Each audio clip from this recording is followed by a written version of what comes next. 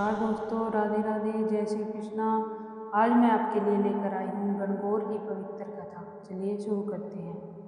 भारत की पावन भूमि पर अनेक पर्व और त्योहार मनाए जाते हैं, जिनका उद्देश्य केवल उत्सव मनाना ही नहीं बल्कि जीवन में श्रद्धा, प्रेम और संस्कारों को बढ़ाना भी होता है। इन्हीं पवित्र पर्वों में से एक है गणगौर का त्योहार। यह पर्व मुख्य रूप से राजस्थान, मध्य प्रदेश, गुजरात और उत्तर भारत के कई हिस्सों में बड़ी श्रद्धा और उत्साह से मनाया जाता है। यह त्योहार भगवान शिव और माता पार्वती को समर्पित है। गणगौर का पर्व स्त्रियों के लिए विशेष महत्व रखता है। विवाहित महिलाएं अपने पति की लंबी आयु, सुख और समृद्धि के लिए यह व्रत रखती हैं, जबकि अविवाहित कन्याएं अच्छे और योग्य वर की प्राप्ति के लिए माता गौरी से प्रार्थना करती हैं। गण शब्द भगवान शिव का प्रतीक है और गौर का अर्थ माता गौरी अर्थात पार्वती से है। इस प्रकार गणगौर का अर्थ है भगवान शिव और माता पार्वती का पवित्र मिलन और उनकी आराधना। प्राचीन समय की बात है, एक बार भगवान शिव और माता पार्वती पृथ्वी पर भ्रमण करने के लिए निकले। उनके साथ नारद जी भी थे। वे एक सुंदर गांव में पहुंचे। जब गांव की स्त्रियों को पता चला कि स्वयं भगवान शिव और माता पार्वती उनके गांव आए हैं, तो वे अत्यंत प्रसन्न हो गई। गांव की साधारण स्त्रियां जल्दी जल्दी अपने घरों से हल्दी, कुमकुम, फूल और अक्षत लेकर माता पार्वती की पूजा करने पहुंच गई। उन्होंने पूरे श्रद्धा भाव से माता गौरी की आराधना की। थोड़ी देर बाद गांव की धनी स्त्रियां भी सुंदर वस्त्र और स्वादिष्ट पकवान लेकर वहां आई, लेकिन तब तक माता पार्वती साधारण स्त्रियों की भक्ति से अत्यंत प्रसन्न हो चुकी थी।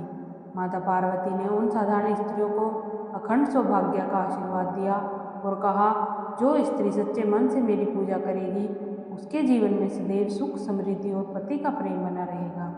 इसके बाद माता पार्वती ने अपनी उंगली को हल्का सा काटकर उससे निकले पवित्र रक्त से उन स्त्रियों के माथे पर तिलक लगाया और उन्हें अखंड सौभाग्य का वरदान दिया। जब धनी स्त्रियां वहां पहुंची तो उन्होंने भी माता पार्वती की पूजा की। तब माता पार्वती ने उन्हें भी आशीर्वाद दिया कि यदि वे सच्चे मन से श्रद्धा और भक्ति के साथ गणगौर का व्रत करेंगी तो उन्हें भी सुख और समृद्धि प्राप्त होगी। एक अन्य कथा के अनुसार माता पार्वती ने भगवान शिव को पति रूप में प्राप्त करने के लिए कठोर तपस्या की थी। उन्होंने कई वर्षों तक कठिन व्रत और साधना की।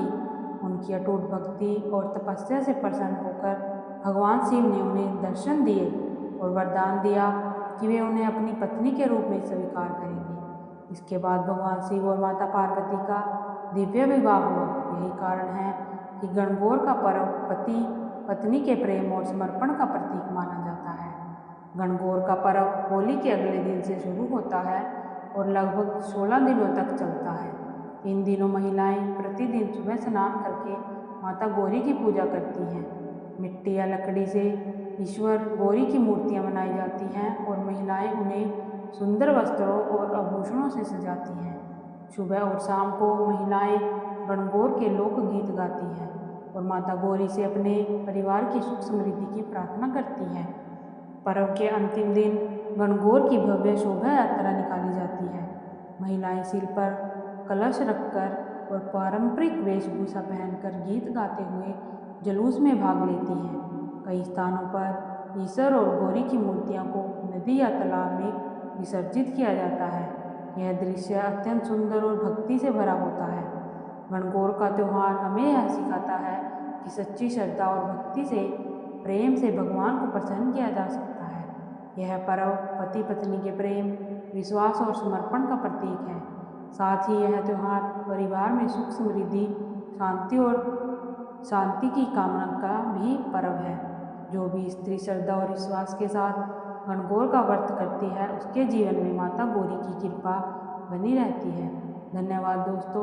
अगर मेरी वीडियो आपको अच्छी लगी है तो मेरे चैनल को सब्सक्राइब करें, लाइक करें, शेयर करें। धन्यवाद दोस्तों।